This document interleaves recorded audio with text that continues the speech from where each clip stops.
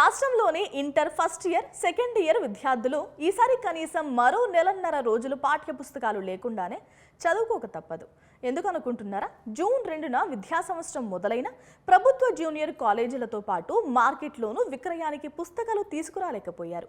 విద్యాశాఖ, inter board, Telugu అకాడమీల మధ్య సమన్వయం లేకపోవడం సమస్యగా మారుతోంది. ప్రభుత్వ జూనియర్ కళాశాలలు, ఆదర్శ పాఠశాలలు, జనరల్ గురుకుల కళాశాలలు, కేజీబీవీల్లోని విద్యార్థులకు ఉచితంగా పుస్తకాలను అందించాల్సిన అవసరం ఉంటుంది.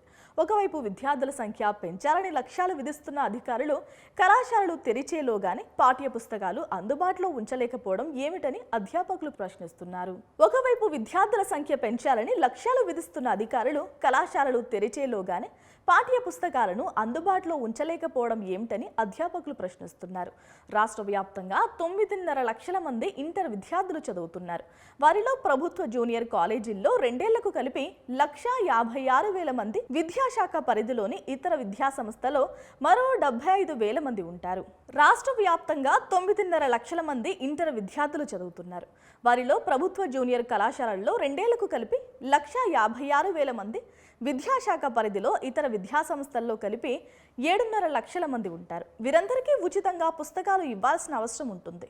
కార్పొరేట్ కళాశాలల్లోని విద్యార్థులకు ఆ కళాశాలలు సొంతంగా ముద్రించిన మెటీరియల్స్ను అందిస్తాయి.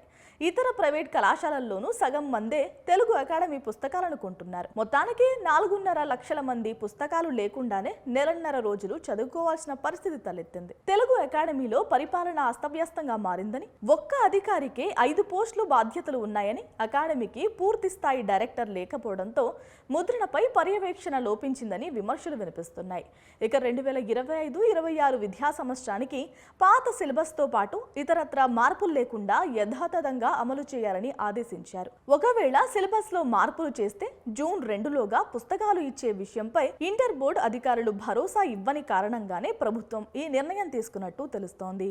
ఇవి బులెటిన్ అప్డేట్స్. నమస్తే.